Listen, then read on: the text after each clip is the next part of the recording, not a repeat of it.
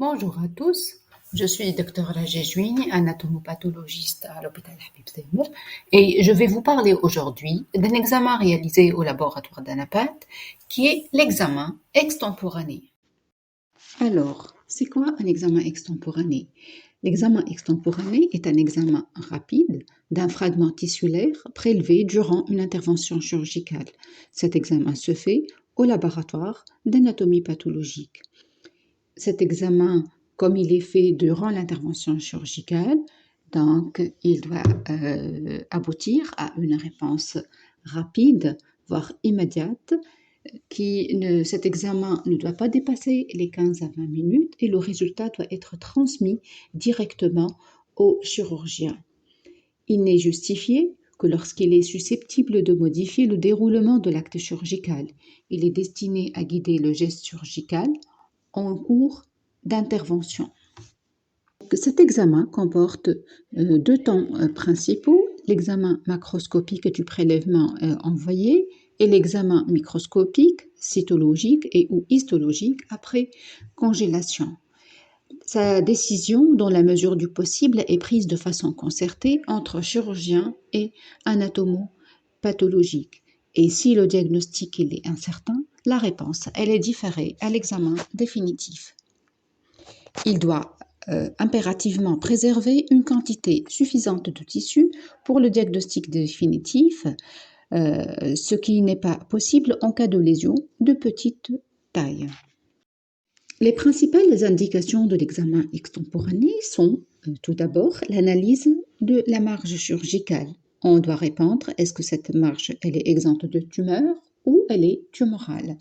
Par exemple, un malade ayant un cancer bronchopulmonaire, il est opéré, il a une résection pulmonaire et le chirurgien va nous envoyer la recoupe bronchique en examen extemporané pour déterminer si cette recoupe elle est saine ou elle est tumorale. Dans le cas où elle est tumorale, il doit recouper davantage pour que son exérèse soit carcinologique. Un autre exemple d'étude de la marge chirurgicale qu'on fait souvent dans notre service, c'est l'étude en extemporané des deux limites d'exérèse des deux uretères dans les pièces de cystoprostatectomie qui sont pratiquées pour les cancers de la vessie infiltrants.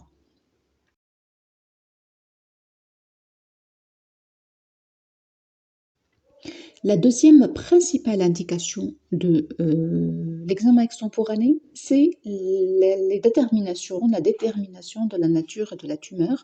Lors de cet examen, on va dire est-ce que cette tumeur elle est bénigne ou maligne. Par exemple, pour les nodules thyroïdiens, un nodule thyroïdien lobaire droit, on va recevoir une lobectomie droite.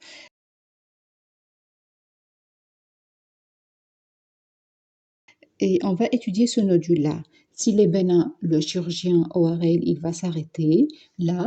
Et si on va répondre que c'est une tumeur maligne, le chirurgien, il va enlever l'autre lobe et va réaliser un curage ganglionnaire pour que son geste soit carcinologique. Une autre indication, c'est la détermination de la qualité de l'échantillonnage chirurgical, c'est-à-dire est-ce que le matériel adressé il est suffisant pour un examen définitif adéquat, et éventuellement des études immunohistochimiques moléculaires. Au stade de prélèvement qui est insuffisant, il doit nous envoyer encore davantage de prélèvements. Des exemples d'application, c'est les tumeurs cérébrales et c'est les biopsies médiastinales. On va voir maintenant rapidement et brièvement les étapes de l'examen extemporané.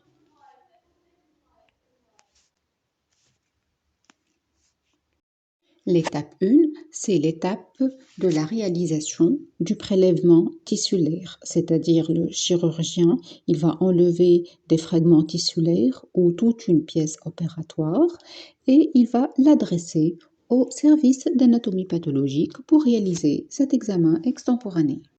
Une remarque très importante concernant l'examen extemporané est que les pièces et les prélèvements doivent être adressés à l'état frais au laboratoire d'Anapat, c'est-à-dire il ne faut jamais fixer dans le formol les pièces qui vont faire l'objet d'un examen extemporané.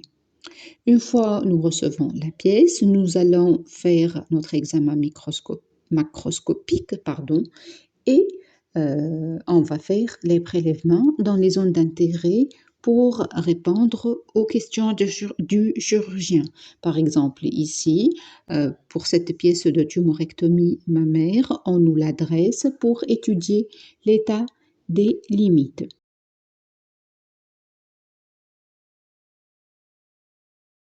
Une fois nous avons fait nos prélèvements, on va les mettre, se congeler, durcir dans un appareil qui est dit cryostat. On va durcir le prélèvement pour pouvoir le couper au microtome de ce cryostat.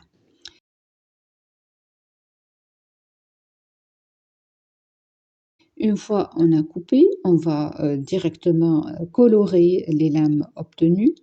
Si on a réalisé un examen cytologique, par exemple, si c'est une thyroïde, la cytologie, elle est très importante au péropératoire. On va également colorer les lames de cytologie et, et puis très rapidement, sans tarder, on va lire au microscope ces prélèvements. euh,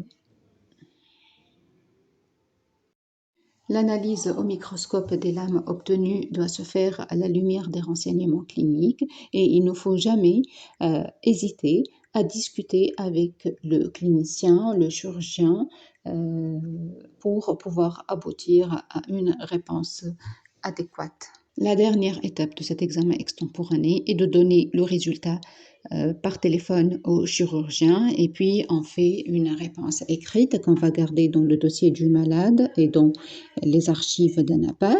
Et puis on ne doit pas oublier de fixer le reste du prélèvement tissulaire dans le formol pour l'examen anatomopathologique définitif. Je vous remercie pour votre attention.